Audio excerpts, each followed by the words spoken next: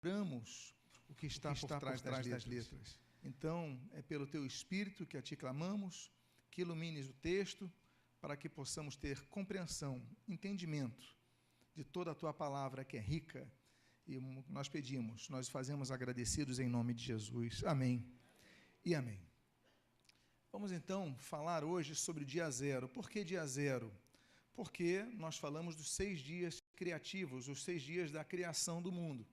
Mas antes do primeiro dia, nós vamos então tratar durante 2 domingos sobre o dia zero. A primeira parte vamos falar sobre hoje, que trataremos do Big Bang, e a segunda parte nós falaremos então no próximo domingo. A segunda parte ela vai tratar a respeito de por que nós podemos dizer que os 6 dias da criação não foram dias de 24 horas, por exemplo. Então, mas pastor, fala, e foi tarde e manhã o primeiro dia, e foi tarde e manhã o segundo dia, então ali dá noção de ser um dia de 24 horas.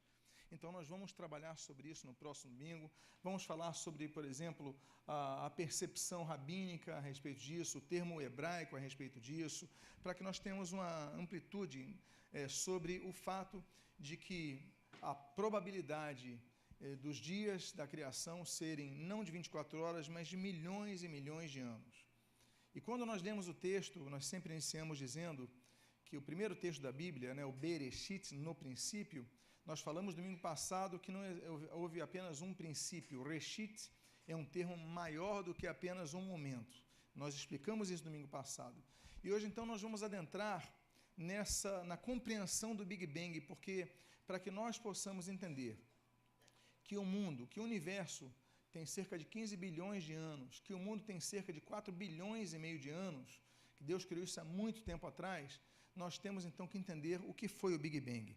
Então hoje eu creio que vai ser o estudo o mais longo dessa série, mas eu creio que você vai entender o motivo disso, você vai ter a percepção da importância de nós entendermos sobre a ciência, o que a Bíblia fala a respeito disso e como a Bíblia vai sendo confirmada através de cientistas. Vamos falar hoje sobre 10 cientistas, por exemplo. Então, a primeira parte de hoje é a criação do universo ex nihilo, do nada, como Deus vai criar tudo isso. Estão preparados para isso? Quem está preparado para isso? Pergunta para a pessoa que está do seu lado. Está disposto? Vamos avançar? Vamos? Ok. Nós começamos com um texto inaugural da Bíblia, que é o texto de Gênesis, capítulo 1, versículo 1. No princípio, criou, e ali está o termo hebraico, bará, criou Deus os céus e a terra. Bereshit bará Elohim. Então, no princípio, criou Deus. O termo bará nos aponta a uma criação do nada. Não é um aproveitamento de algo, não é a continuidade de algo que já fora criado antes. Bará dá noção de algo inaugural, algo que não existia antes. Então, nós então começamos a ver que o primeiro verbo que aparece ali na Bíblia, no princípio criou Deus, o bará, então vem do nada. Bom, isso então é importante para nós entendermos que Deus vai criar todas as coisas a partir do nada. É importante, então, nós lembrarmos do que nós falamos anteriormente. Nós falamos anteriormente dos princípios, os vários princípios. E o tempo dos princípios. O princípio, por exemplo, nós falamos o princípio, e nós explicamos que o princípio pode ter milhares de anos, dias, horas, ou milhões de anos. Então, é importante nós entendermos que Deus, então, naquele princípio, que vai durar uma extensão enorme de anos, vai criar os céus e a terra, como diz o texto em hebraico, Bereshit bara Elohim et shamayim et haaretz. Então, Deus vai criar o shamayim, que a Bíblia traduz como os céus, mas o shamayim também pode significar o universo, ou seja, o que está além da terra. Então, é algo muito significativo isso. Pois bem, vamos procurar então compreender o desenvolvimento da ciência até a compreensão de que houve um momento que tudo vai ser criado, ok? Então, volto a dizer, já falamos sobre isso, é o período entre os céus e a terra. No princípio criou Deus os céus e a terra. Entre os céus e a terra há uma diferença de cerca de 10 bilhões de anos. Ou seja, no mesmo versículo, capítulo 1, versículo 1 de Gênesis, capítulo 1, versículo 1, no mesmo texto, há uma separação de 10 bilhões de anos entre o universo e a Terra. Por que a Terra demorou tanto a ser criada? O que nós vamos abordar, então, nos próximos domingos, vai ter a base do que nós havemos de abordar hoje, da criação do universo, de toda a matéria, a partir da vontade de Deus, da ordem de Deus. Primeiro cientista que nós vamos falar é Hiparco. Ele vai viver antes de Cristo, né, o primeiro século antes de Cristo ali, e ele é da cidade de Rhodes, então ele vai começar a montar um catálogo de estrelas. É o primeiro catálogo de estrelas, e ele vai fazer esse catálogo por ordem de grandeza, são as magnitudes das estrelas. Só que ele vai notar o seguinte: das estrelas que brilhavam, algumas delas não tinham uma posição fixa. Você observava essa estrela de uma forma, num dia, no outro dia você observava, ou noutra época do ano você observava, e ela tinha uma outra forma de se observar, ou diferente de outras estrelas. Então ele começa a chamar essas estrelas de errantes. Ora, errantes em grego é planes, e daí vem o termo planetas, ou seja, alguns astros que inicialmente se compreendiam como sendo estrelas, não necessariamente eram estrelas. E Hiparco, então, ele vai fazer essa diferença daquilo que hoje nós entendemos como sendo planetas, né, o que ele chamava de errantes, o planes, em grego. E a partir de então, começa a se desenvolver uma ideia dos planetas. Só que a ideia que vai se projetar é que a Terra é o centro dos planetas, é o centro de observação. Então ele começa a observar a Terra é o centro, e isso vai ser oficializado pela religião imperial do cristianismo, séculos depois, que ela vai dizer, não, a Terra é o centro de tudo, a Terra é o centro de todos os planetas, de todo o universo, todas as estrelas, etc. e tal. Aí nós temos, então, no século XV, século XVI, o Copérnico, Nicolau Copérnico, esse polonês, ele vai, então, desenvolver uma doutrina, que é a doutrina chamada doutrina heliocêntrica, ou seja, ele vai corajosamente, mas com base nos seus estudos, seus cálculos, dizer que a Terra não é o centro do universo. Pelo menos nossa galáxia é o Sol, por isso a teoria heliocêntrica. Havia um teólogo italiano, Nicolau de Cusa, nós vamos falar sobre ele, inclusive, quando falamos da Reforma Protestante, né? Lutero vai ler muito de Cusa, mas nesse contexto aqui, o de Cusa já vai ter essa teoria, que a Terra não era o centro do universo. Então ele vai escrever das revoluções dos mundos celestes, e naturalmente, ele, para sobreviver, ele dedica ao Papa Paulo III, escreve de maneira anônima. Por quê? Porque senão seria perseguido em relação à sua teoria. Então nós já temos um segundo cientista que vai avançando no entendimento da compreensão do universo. Ora, a Terra não é o centro do mundo, o centro é o Sol, teoria heliocêntrica. Aí nós temos Kepler. Kepler, já do século XVI, já reformado, inclusive, Johannes Kepler, ele vai estudar em 2 seminários de teologia protestantes, incluindo o de Wittenberg. Ele vai ser aluno de Wittenberg. E depois que ele faz teologia, ele vai adentrando mais ainda no campo da astronomia, no campo da matemática, e ele então começa a se basear na teoria de Copérnico. Só que ele avança um pouquinho mais e ele descobre então que o universo, os planetas não giram de forma circular, mas elíptica. E isso vai então dar um entendimento de um movimento, digamos assim, não definido, mas um movimento indefinido, algo que foi elástico, algo que foi saindo de um eixo central e avançando mais. Por que isso é importante? Por que nós entendemos um pouco de Kepler é importante? Porque daqui a pouco nós vamos falar do fato de que o universo ele não é estático, como ensinava a teologia antiga, como ensinavam os escolásticos, por exemplo, mas o universo está em expansão. E isso é importante, porque o Kepler vai dar um avanço nesse sentido. Aí nós temos o nosso quarto cientista que abordamos hoje, que é o Galileu Galilei. Eu creio que talvez seja um dos mais famosos, todo mundo já estudou sobre Galileu Galilei, século XVII. E ele, então, ele vai dar andamento a Copérnico, ele vai dar andamento a Kepler, e ele vai, então, ele não vai só trazer os primeiros passos da compreensão da gravidade, o que é importante.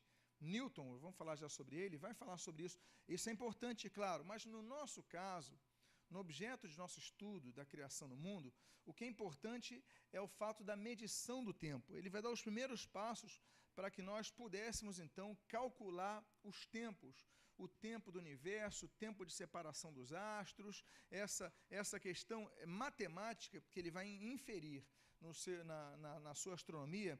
Então, isso vai ser muito importante. E ele vai publicar isso em 1632, naturalmente, em italiano, não em latim, acadêmico, e depois ele vai ser perseguido, e vocês já conhecem um pouco sobre a história de Galileu. Ele vai se retratar, de alguma forma ele vai se retratar, mas ele renuncia a segunda vez, mas vai ficar em prisão domiciliar até o final da sua vida. Mas a sua obra está aí, a sua obra foi lançada, e as bases, então, dessa especulação, do cálculo do tempo da criação do mundo, do tempo do universo, ele então vai começar a ser propagado. É interessante notar a questão do eixo da Terra, é que Galileu ele vai falar muito a questão do eixo da Terra girando em torno de um eixo. Essa é uma tese interessante de Galileu, que, na verdade, vai confirmar o que Jesus falara 16 séculos antes. Jesus já falava sobre isso, só que ninguém notava. Galileu, então, notou, e nós temos um texto bíblico muito interessante que fala sobre isso. Jesus, em Lucas, capítulo 17, no versículo 34, do versículo 34 até o versículo 36, Jesus fala o seguinte, ele está falando sobre o arrebatamento da igreja, sobre a volta de Jesus. Olha o que ele diz. Naquela noite, 2 estarão na cama, um será tomado e deixado o outro. 2 mulheres estarão juntas, o quê? Moendo. Uma será tomada e deixada a outra. 2 estarão no campo, um será tomado e outro deixado. Ora, quando ele fala que 2 pessoas vão estar na cama, e no mesmo momento da volta de Jesus, 2 vão estar moendo, ninguém moía de madrugada, e as pessoas costumam dormir de madrugada. Jesus está falando de um único evento, o retorno dele, a volta dele, que vai acontecer num único momento. Mas no mesmo momento, enquanto alguns estão dormindo, outros estão trabalhando. Ou seja, isso só é possível pela compreensão de que no mesmo momento é sol num local e no outro local é lua, é noite. No local está meio-dia, no outro local é meia-noite. Essa concepção eles não tinham na época, eles não tinham concepção de fuso horário na época. Mas Jesus já explicava isso, Jesus já falava sobre isso, que no mesmo momento, num local vai ser dia, num local vai ser noite, num local vão estar dormindo, no outro local vão estar trabalhando. Ou seja, Jesus, então, já antecipara aquilo que só 16 séculos depois, pela compreensão da Terra girar em torno do seu eixo, ou seja, no mesmo momento estar dia num local diante do Sol, e no mesmo momento de costas ao Sol, estar noite, então a ciência apenas corroboraria o que o Senhor Jesus já tinha falado. Por que isso é possível? Porque a Terra gira em torno de seu eixo. Temos um quinto cientista, Newton, Sir Isaac Newton. Ele vai escrever em 1687 sobre os princípios matemáticos da filosofia natural. Ele se baseia no seguinte entendimento. Se um objeto estiver em movimento, ele vai continuar em movimento na mesma velocidade até que outra força seja introduzida para alterar esse movimento. Se não houver nenhuma outra força que se coloque diante desse objeto, esse objeto vai se movimentar na mesma velocidade por sempre. E aí nós temos então a base do princípio da inércia, ok? Isso é importante, mais uma vez eu estou falando para vocês, que é um somatório de conhecimentos que são muito importantes. Por quê? Porque só quando um corpo aparece na frente, a massa desse corpo vai atrair o corpo que está em movimento. Então isso é importante para que nós compreendamos como uma explosão. um movimento único, ele vai desencadear vários outros elementos que vão surgindo, vão se multiplicando e aí vão se expandindo. É algo como nós falássemos ali, de algo pequeno que vai crescer como uma semente que depois vai se tornar uma grande árvore, um embrião que vai se tornar um ser humano. Então, essas coisas elas vão ser compreendidas através de Newton, pelo fato de que há um movimento constante, e aí nós vamos depois falar a respeito, ainda hoje, sobre isso, sobre o universo estar em expansão. Aí nós chegamos em Einstein, já ali final do século XIX e meados do século XX. Einstein, todos conhecem o Einstein, ele vai ser muito conhecido pela sua teoria da relatividade. Mas eu quero falar que, em primeiro lugar, Einstein, como judeu, ele tinha conhecimento de Isaac Luria, que inclusive é um dos mestres da Kabbalah, que o pessoal chama aqui de Cabala. Mas independentemente de sua relação com aquele tipo de esoterismo judaico, mas o fato é que Luria, ele desenvolveu uma teoria muito interessante que é chamada de Tzimtzum, a teoria da contração. Ele se baseia num texto bíblico que nós temos ali em 2 Crônicas, capítulo número 5, versículos 13 a 16. Olha o que diz o texto. E quando em uníssono, a um tempo, tocaram as trombetas e cantaram, a casa do Senhor se encheu de uma nuvem, de maneira que os sacerdotes não podiam estar ali para ministrar, por causa da nuvem, porque a glória do Senhor encheu a casa. Luria observou que a presença de Deus, em determinado momento, quando o pessoal tocou, ela se concentrou apenas num local físico. Ela se materializou por um tempo, em forma de fumaça. A partir do momento que eles tocaram, ela se manifestou ali. E esse é um texto bíblico que todos nós conhecemos. Mas essa compreensão de uma concentração de massa através de uma energia, de um poder ali, é algo que nós vemos e há outros textos bíblicos que mostram também a respeito disso. Por exemplo, vir fogo do céu, claro, pode ter sido um relâmpago que vai cair ali, Deus mandar um relâmpago, mas há outros momentos que se manifesta essencialmente uma carga de energia que vai manifestar e gerar um tipo de massa. Não a questão da sarça ardente, etc. e tal, mas nesse texto especificamente, eles tocam, há uma concentração e a manifestação de Deus se concentra de tal modo que diz a Bíblia que os sacerdotes caem no chão, eles sentem aquele poder. Pois bem, Einstein tinha conhecimento de Luria. A gente não pode afirmar, porque ele não afirma isso nos seus estudos, mas, como fazia parte dos estudos da época, Luria, ele pode ter utilizado isso para compreender o quê? Que a possibilidade de haver uma concentração de energia a tal ponto que começasse a se perceber uma massa, uma forma de massa ali. Bom, ele tem 26 anos de idade, 1905, então é uma pessoa com uma grande aptidão intelectual. Quando seus artigos vão começar a ser escritos numa Annalen der Physik, uma revista de física da Alemanha. Pois bem, e aí nós temos a fórmula, no 4º artigo da teoria da relatividade restrita, que todos conhecem, que é igual a mc ao quadrado, energia igual a massa vezes a velocidade da luz ao quadrado. E ali ele vai ganhar terreno para a física. E depois ele vai publicar a gravidade, em 1915, 10 anos depois, na teoria da relatividade geral. Bom, isso, por hora, não nos interessa agora.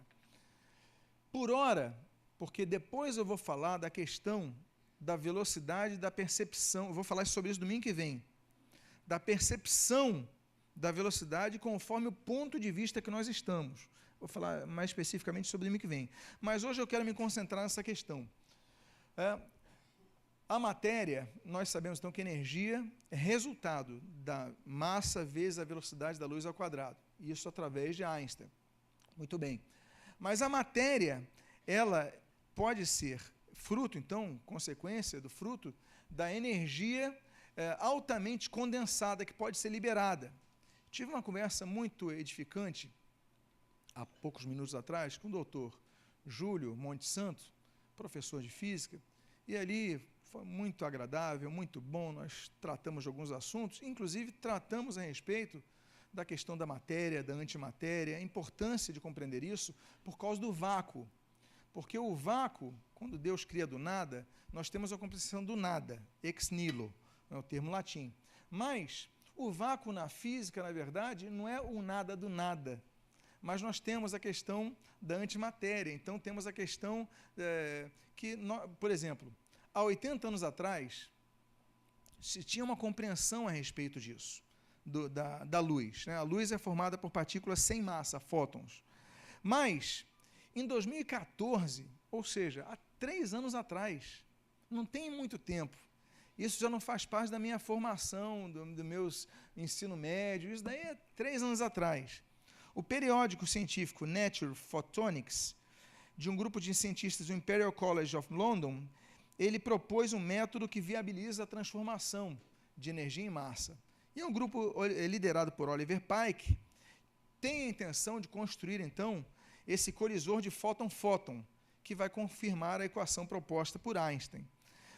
Além disso, nós temos, por exemplo, o grande colisor de Hadrons, que está ali na fronteira entre a França e a Suíça, que é o maior acelerador de partículas do mundo, que procura confirmar a teoria do bóson de Higgs. Eu não quero ser cansativo a vocês, eu sei que chega uma hora que a gente fica com a nossa mente viajando, não é verdade? Então, a gente tem que pegar um pouco leve nesse momento. Mas o fato é que a ciência, ela continua, ela não estagnou nos tempos de Newton, ela não estagnou nos tempos de Einstein, ela vai continuar na sua percepção. Mas a questão da matéria e antimatéria é muito interessante para que nós possamos notar que mesmo no vácuo, se há elementos para que se crie massa. Então, por que isso é importante? Eu até coloquei esse recorte dessa página de uma revista chamada Super Interessante. O título é possível criar matéria a partir do nada. E cientistas descobrem como extrair partículas do vazio sem depender de nenhuma matéria-prima da natureza. Então, aí o conceito do nada, a questão do vácuo, etc. e tal. Por que isso é importante? Para que nós possamos compreender a questão da criação daquilo que a Bíblia já vai falar anteriormente em Hebreus. A Bíblia diz, e isso exige de nós a fé. A Bíblia diz em Hebreus o seguinte: pela fé entendemos que foi o universo formado, olha aí, falando da criação do universo, foi o universo formado pela palavra de Deus, de maneira que o visível, aquilo que nós vemos, a matéria, veio a existir das coisas que não aparecem, a energia. Podemos elocubrar aqui a questão do vácuo e tal, mas tudo a partir da ordem de Deus. Deus não é massa, ele se manifesta como massa, mas essencialmente, como Jesus falou em João capítulo 4, Deus é Espírito, ok? Então, o Espírito dando forma à matéria. Então, a Bíblia já tinha falado sobre isso, o que vai avançar na questão do conceito de Einstein, nas teorias einsteinianas. Aí nós temos, mais recentemente, Lemaitre, que é da mesma geração de Einstein, que é contemporâneo de Einstein. E ele vai ter uma teoria muito importante a respeito do nascimento do universo. Ele é um belga, né, chamado Abbé Georges Lemaitre, que ele vai calcular o seguinte: o universo não é estático, mas o universo é dinâmico. E a lógica dele era uma consequência da teoria de Einstein. Ele diz o seguinte: se o tempo e o espaço têm uma concavidade produzida por uma massa qualquer, então, quando ela vai se expandir, ela se expande a partir de algo, de um início, de algo que tem um começo. Então, a sua luta vai comprovar que o universo é finito e o não infinito. Porque até os anos 1960, 1950, as pessoas entendiam o seguinte: o universo é infinito. Mas a partir dos anos 50, os físicos vão entender o seguinte: não, o universo não é finito. Einstein vai dar o ponto de partida, com base naqueles outros cientistas que nós falamos, mas o universo tem um fim. Tem um fim. E há uma concavidade, que é o cálculo de Einstein. Então, se ele tem um fim, e ele está se expandindo, e ele vai até, digamos, aqui, É porque, quando ele se expandiu a partir de um ponto. Que ponto foi esse? Esse ponto é o chamado nascimento do universo. Ora, o universo, ele é elementos químicos, são elementos químicos, hidrogênio, etc. Então, ele tem que nascer a partir de um átomo primordial, e essa é a teoria de Lemaitre. A partir de um átomo primordial, assim como uma árvore, a partir de uma semente, vai tudo crescer. Então, o universo, se ele está em expansão, é porque antes de estar aqui, estava aqui, antes de estar aqui, estava aqui, antes de estar aqui, teve um momento que teve que ter um começo. Então, Lemaitre ele vai teorizar com isso. Qual é o problema? Einstein, ele não leva Lemaitre muito a sério, porque Einstein ele não precisa apenas de cálculos. Einstein ele precisava, nesse momento, de ter uma percepção maior, porque ele não estava compreendendo Lemaitre. E aí surge Hubble. Hubble ele vai confirmar a teoria que o universo ainda está se expandindo, ou seja, ainda está crescendo.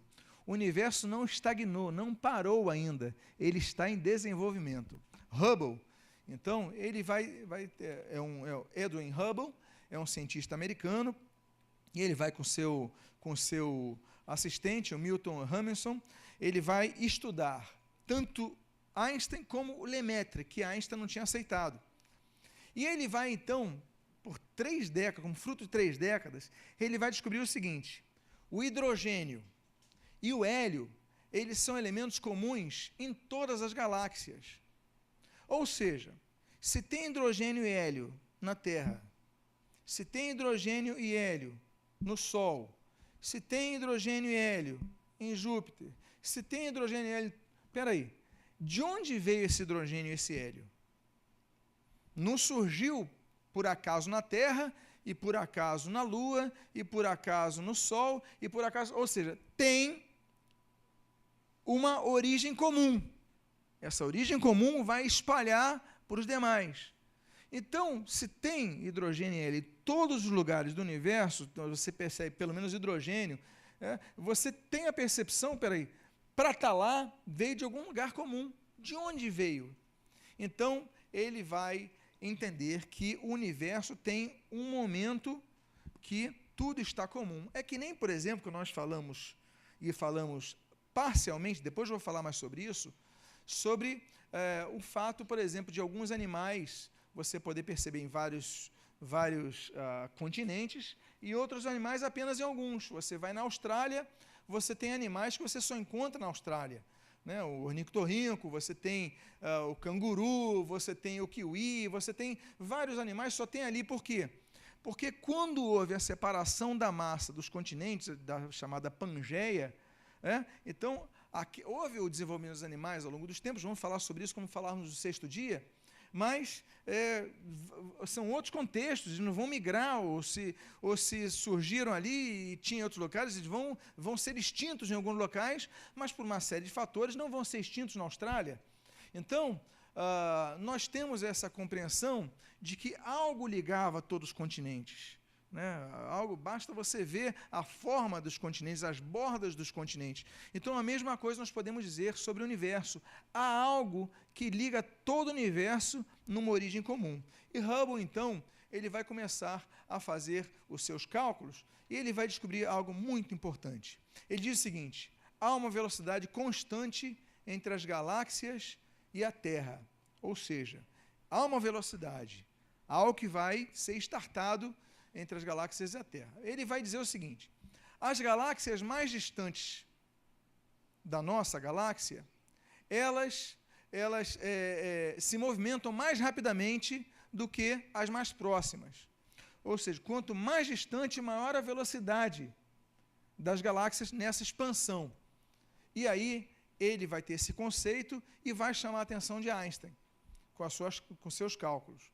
Até que um dia, já vou falar sobre isso, sou encontro dos 3, mas ela confirma então a tese que o universo está em expansão, ou seja, se ele está em expansão e a velocidade constante na nossa galáxia ela vai sendo aumentada a partir do momento que as outras galáxias vão aparecendo, a velocidade maior, logo, se nós voltarmos no tempo, cada vez para trás nós temos uma velocidade menor.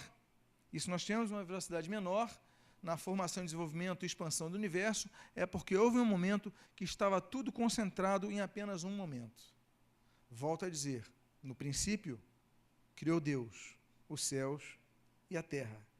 Pum! Uma explosão, começa a desenvolver. E aí os elementos, o hidrogênio, hélio e outros, vão se expandindo ao longo de tudo. Pois bem, é interessante notar que 2 anos depois, 2 anos Lemaitre tentando mostrar a Einstein a sua teoria. Mas Hubble, ele descobre então que as luzes das galáxias, nós já falamos sobre isso, elas estavam se desviando. Ele estava analisando as cefeidas. E aí o que acontece? Ele vislumbra isso no observatório do Monte Wilson, ele vislumbra essa imagem e ele chama Einstein. Quando ele chama Einstein, para que Einstein pudesse ver com os olhos dele essa então, teoria, ele pudesse confirmar, Lemaitre sai, e Lemaitre, ele então vai ouvir, e vai encontrar com os dois lá no Monte Wilson, e ele vai ouvir a teoria do átomo primordial, ou seja, a possibilidade do universo ter sido criado num momento, um momento único que deu um start a tudo. É a teoria do átomo primordial de Lemaitre. E aí, Einstein dá o braço a torcer. Ele olha, ele vê, ele ouve a explicação de Hubble, ele ouve a explicação de Lemaitre, e aí ele vai dizer o seguinte, que a explicação naquele momento de Lemaitre vai ser, abro aspas, a mais bela e exaustiva interpretação que eu já tinha escutado. Ou seja, ele passou a crer que o universo foi criado em um momento, que nós chamamos aqui, num dia. Nós chamamos mais exatamente de Reshit, Bereshit, no princípio. Há um princípio de tudo, que vão ser criadas todas as coisas, inclusive o universo. Agora, eles não tinham nome para isso. Eles não tinham dado nome, mas eles davam a teoria que o universo partiu de um momento, de um determinado momento, e aí ele começou, o próprio Einstein, que era muito querido pela sociedade científica, ele começa a ser muito atacado por isso. E em 1950, tinha um programa radiofônico da BBC chamado The Nature of Things, né, a natureza das coisas, de um astrônomo britânico, que é o Fred Hoyle. O Sir Fred Hoyle, ele vai começar a ironizar Einstein, Lemaitre e Hubble. Ele vai começar a combatê-los. Ele diz o seguinte, bom, se houve um momento que começou tudo, então houve um Big Bang que começou tudo. E ele diz o seguinte, se o universo começou com um quente Big Bang, então tal explosão deve ter deixado uma relíquia. Encontre-me o fóssil desse Big Bang. É aí que surge o termo Big Bang. É um termo que ele fala jocosamente, ele fala de forma crítica a Einstein, Lemaitre, Hubble. Ele fala, então tá bom, se ele começou com um quente Big Bang, né, era algo muito quente, partículas ali muito, aquela condensação de um átomo primordial que vai gerar tudo, então me mostrem o fóssil desse Big Bang. Ele faz então, pela BBC, ele faz um desafio a toda a comunidade científica mundial. Cadê o fóssil disso? Cadê a prova disso, desse Big Bang? Até então vocês têm as teorias. E aí então ele começa a promover essa teoria. Até que nós chegamos em Gamov. Apesar dele ser americano, ele é ucraniano de nascimento, por isso a pronúncia é Gamov. E ele vai então ser atiçado por essa teoria. Ele vai morrer agora, em 1968, recentemente. Esse cientista, em 1948, ele já começava a estudar e ele já tinha um relatório, junto com o seu assistente, o Alpher, ele já tinha um relatório, ele vai concluir que houve um momento realmente denominado Big Bang, que gerou enormidade de calor para que pudesse criar hidrogênio necessário à criação das estrelas, assim como hélio. Teve que ter um momento para isso, como se fosse uma grande bola de fogo, digamos assim. Então ele afirmava que o átomo primordial continha em seus primeiros segundos o princípio da explosão, uma mistura quente e densa de prótons e elétrons, que se chocavam com tanta violência que geravam uma radiação muito grande que nós podíamos chamar então de uma bola de fogo. Ou seja, é como se todo o universo que nós temos hoje estivesse condensado em algo muito pequeno, que alguns dizem assim, o tamanho de uma laranja, né? O Hawking, ele vai dizer, Stephen Hawking vai dizer, como se fosse uma casca de noz. todos os planetas, tudo que existe, estava condensado em algo muito pequeno. E que, dada a violência daquela explosão, a radiação, então aquilo vai começar a se expandir, aquilo seria a origem, o chamado Big Bang. Então, Gamow, ele vai concluir que podia, como houve uma massa de calor muito grande e muita radiação, parte da radiação podia ser captada ainda nos dias de hoje. Por quê? Porque a radiação estaria pelo universo. Estávamos até falando há pouco tempo atrás sobre a radiação, por exemplo, nos exames de raio-x, né, e pessoas que podem ser expostas ao raio-x, mesmo estando trabalhando de maneira próxima, se não estiverem devidamente cuidadas disso. Então, a radiação está disponível no universo. Se houve um começo, então Gamow vai falar, então temos que procurar essa radiação, porque achando a radiação, a gente acha esse fóssil, abre aspas, do Big Bang. E então eles começaram a essa teoria muito interessante. E aí, o fóssil do Big Bang vai ser encontrado até de maneira, digamos assim, foi sem querer que é encontrado o fóssil. Dois pesquisadores, o Aaron Penzias e o Robert Wilson, foram contratados por uma companhia de telefone americana, a Bell Telephone Company, para melhorar as comunicações. As comunicações, não do aparelho telefônico da sua casa, não, mas gerais, a transmissão de ondas. Eles queriam, através dos cabos e tudo mais. Então, eram grandes cientistas, foram contratados, e eles começam a descobrir o seguinte: havia um fraco ruído de rádio que era captado igualmente em todos os lugares, independentemente da cidade onde eles estivessem, havia um ruído constante, o mesmo ruído que era captado, se fosse no Tennessee, fosse na Flórida, fosse na Califórnia. Então, eles falam, bom, tem algo que não vem daqui da Terra, porque não é captado apenas num ponto, é captado em todo local. Então, tem um ruído que chega de algum lugar do espaço sideral, e aí eles começam, então, a se juntar ao Dr. Dyke, da Universidade de Princeton, para ver sobre esse ruído que chega através do espaço sideral na Terra de maneira uniforme.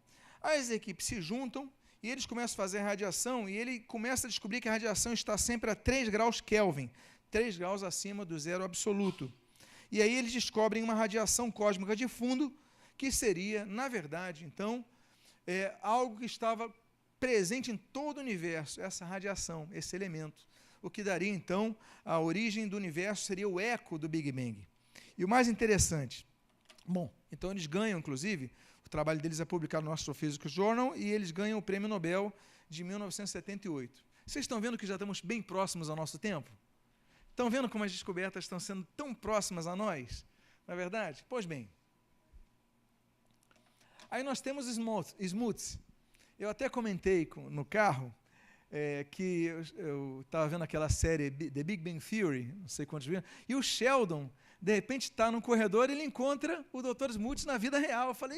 Eu falei para a Cláudia, esse é o Nobel de Física, o Dr. Smuts, ele que vai dar a prova final e eles chamaram para aquela série de humor o próprio descobridor do Big Bang Theory. Né? Foi muito interessante. Essa foto é mais antiga, né? Ele já está mais idoso, mas foi um prazer ver ele valorizado ali nessa série. Pois bem, esse Dr. Smuts, ele vai começar a estudar as diferenças da questão do ruído, mas as diferenças das temperaturas dessa radiação. E ele, então, vai fazer uma proposta muito interessante que vai ser levada a cabo pela NASA, porque se precisava colocar um satélite para fazer medições de lá, não da Terra, porque da Terra seria insuficiente. Então, ele começa a fazer o cálculo sobre as variações de temperatura daquela energia que foi liberada. Ele é um astrofísico de Berkeley, da Universidade de Berkeley, e ele, então, começa a detectar essas variações de temperatura. Só que ele, para fazer o cálculo, ele tinha que tirar toda a interferência da Terra. Tudo que estivesse na Terra, inclusive a atmosfera, podia interferir nesse cálculo. Então, era necessário que se enviasse para o espaço sideral um satélite para que pudesse fazer as medições de lá. E aí a NASA vai fazer sobre isso, vai reconstruir um projeto antigo, que é o COBE, Explorador de Fundo Cósmico, que vai ser lançado dia 18 de novembro de 1989. Gente, quem já era nascido em 1989? Foi agora. E foi lançado isso. Aquela radiação de fundo que foi observada em 1965, ela vai ser confirmada em 1992, há 25 anos atrás, quando casei-me com Cláudia. O ano que eu casei com Cláudia, estava esse satélite, então, confirmava as variações na estrutura daquela radiação. E aí vocês têm a foto do satélite aí, e vocês aí têm a foto das variações da temperatura da radiação inicial originada pelo Big Bang. Então, a partir com Smoot, a teoria do Big Bang, enfim, foi confirmada cientificamente. E é interessante notar, bom, ele vai ganhar o Nobel de Física em 2006, onde vai dizer se tratar de evidência do nascimento do universo. Olha como a Bíblia já tinha razão, né? Que houve um princípio, houve um início, que tudo vai confirmar. Pois bem, a ciência confirma, então, não apenas o nascimento do universo, e com isso dizendo que o universo não é eterno, nem é imutável. Porque, inclusive, a teologia antiga, os teólogos antigos, afinal, Deus criou o universo, ele é eterno, ele é imutável, ele é fixo, ele tem fronteiras. A gente acreditava que a Terra era plana, a gente acreditava que o mundo era retangular ou quadrado, então, enfim, se entendia isso na época. E ai de quem pensasse diferente. Mas hoje nós sabemos que o universo nasceu em um momento, que ele está se expandindo ainda, então ele é limitado, ele não é ilimitado. E Stephen Hawking, ele vai escrever sobre isso. E eu creio que a maioria de vocês conheça sobre esse físico, né, o decano de Cambridge, Stephen Hawking. Ele vai escrever o seguinte: uma de nossas maiores descobertas foi que o universo não existiu desde sempre, mas que teve um começo definido no Big Bang, cerca de 15 bilhões de anos atrás. Então, pronto, já temos a ciência, e eu tenho falado de 10 cientistas nessa manhã, que paulatinamente vão chegando à conclusão de que houve um começo, um Big Bang. No princípio criou Deus os céus. A Terra é depois, mas no princípio criou Deus os céus. Depois nós vamos falar da Terra nesses estudos de domingo de manhã, ok? Agora, eu sei que nós estamos na época da TV plana, do sinal digital. Mas quantos aqui são da época que as nossas TVs eram TVs de tubo, que quando você colocava num canal inexistente aparecia aquele chuvisco? Quantos se lembram disso? Porque alguns já não sabem o que é chuvisco na TV, não é verdade? Quem é da época que se tentava colocar bombril na antena? Você colocou, não colocou? Pois bem. Meu irmão, minha irmã, estamos velhos. Você está velho. Se você falar colocar bombril na antena, se eu falar para o meu filho Natan, ele vai falar, como assim? O que é antena de televisão? Não é? O que é bombril? Então, não vai entender. Pois bem, mas é interessante notar que o bombril, esse chuvisco da televisão, que nós quando colocávamos entre um canal e outro, sintonizávamos, 1% desse chuvisco, ele é captação da radiação do Big Bang. Você sabia disso?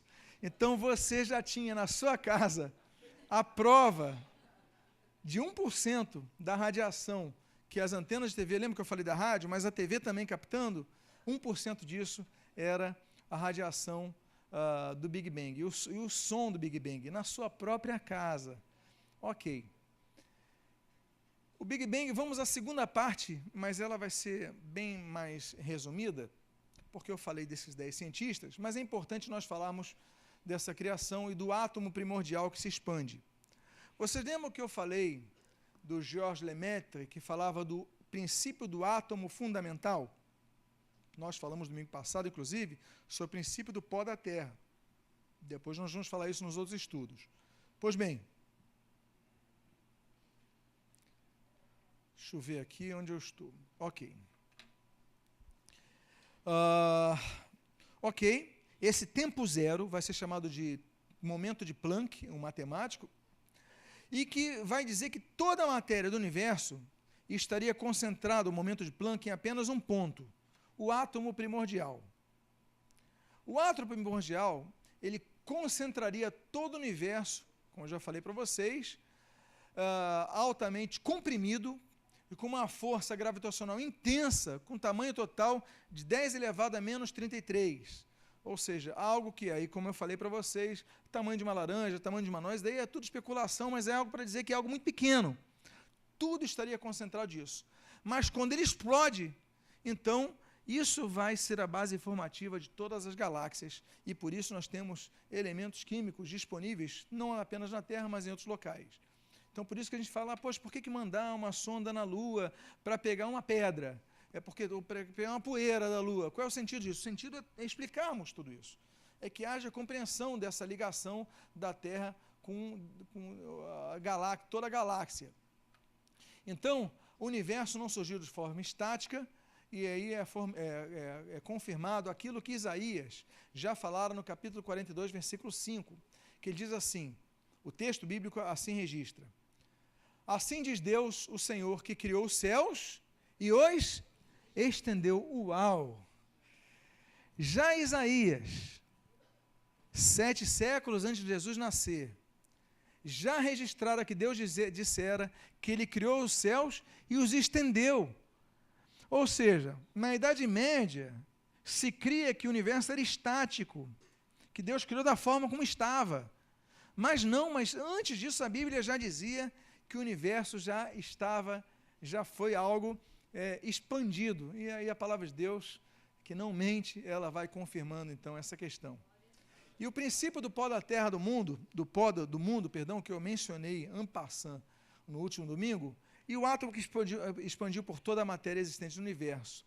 Então, aquele átomo primordial, ele também vai ser publicado na Bíblia, registrado na Bíblia, em Provérbios, capítulo número 8, versículo 26. Nós lemos assim: assim, ainda ele não tinha feito a terra, nem as amplidões, nem sequer o princípio do pó do mundo. Você lembra que domingo passado nós falamos para nós fazermos uma análise retroativa desse texto?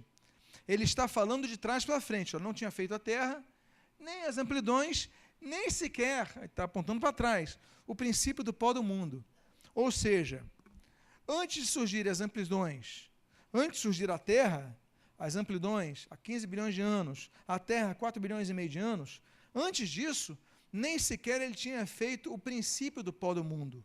O princípio do pó do mundo vai, então, apontar aquilo, e eu estou falando do livro de Provérbios, apontar aquilo, que houve um pó inicial, houve um átomo primordial, algo que começou e desencadeou toda a matéria depois. Então, isso já estava na Bíblia. A explosão do Big Bang, então, vai gerar a enorme quantidade de poeira cósmica. Está falando pó da Terra? A poeira cósmica é um termo usado que vai ser lançado em todas as direções, vai ser uma explosão. E aí você tem, então, a questão quem tem falado da velocidade, a constância, e aquilo vai gerando aquilo que Newton vai começar a especular, né? Então vai surgindo aqui, arredondando aqui, vai pegando forma redonda, e aí nós temos os astros sendo criados graças a essa explosão, essa violência, e a partir daquele átomo primordial, tudo vai surgir. E aí nós temos, por exemplo, o hidrogênio, que está presente em 99% da matéria existente em todo o universo. Porque são gases que vão surgir daquela explosão. Então, vai surgir, da mesma origem que vai surgir Júpiter, vão surgir. Então, a poeira vai se expandindo, e aí nós temos ali essa compreensão. Vale, por exemplo, notar que o Sol ele é composto de 2 gases, o hidrogênio e o hélio. A água, de 2 outros, hidrogênio e oxigênio. Então, são esses somatórios que vão criando as matérias que estão aí expandidas no planeta Terra, e também as caracterizam outros planetas e outros locais. Quando nós falarmos do 6º dia da criação, então a gente vai comentar sobre o pó da Terra. Quando a gente falar da criação do homem, do ser humano, a gente vai falar sobre o princípio do pó da Terra. Amém, queridos? Bom, até aqui nos ajudou o Senhor. Amém, queridos? Vamos fazer uma oração? Vamos ficar de pé? Eu espero que essa mensagem tenha abençoado a sua vida. Se você gostou, quiser retransmitir alguém, você vai no YouTube e você compartilha com alguém, vai no site da igreja. Eu creio que até amanhã o áudio vai estar disponível. Você pode então também compartilhar com alguém pelo seu WhatsApp, e que Deus possa abençoar a sua vida. E olha, domingo que vem é muito importante, porque domingo que vem eu vou falar da segunda parte do dia 0, ainda não vou entrar no dia 1. A segunda parte do dia 0 é para poder explicar aos irmãos por que cada um dos dias da criação, o primeiro dia, o segundo dia, o terceiro dia, o quarto dia, em que pese eu respeitar profundamente aqueles que acreditem que tenha sido 24 dias, 24 horas, e claro, para Deus, Deus podia ter criado tudo em um segundo. Para Deus, um dia como mil anos como um dia, eu não tenho problema nisso, mas eu vou apresentar as bases, incluindo as bíblicas, especialmente as bíblicas, para que a própria Bíblia mostrando que esses dias da criação não foram necessariamente 24 horas, mas podem ter durado milhões, bilhões de anos. Para você ter noção, como eu falei domingo passado, só os polos, Polo Sul e Polo Norte, mudaram de lugar mais de 400 vezes. Então isso não é questão de horas, é questão de milhões de anos. Mas sobre isso eu vou falar domingo que vem, ok? Então convido você a não faltar por nada domingo que vem. Diga a pessoa que está do seu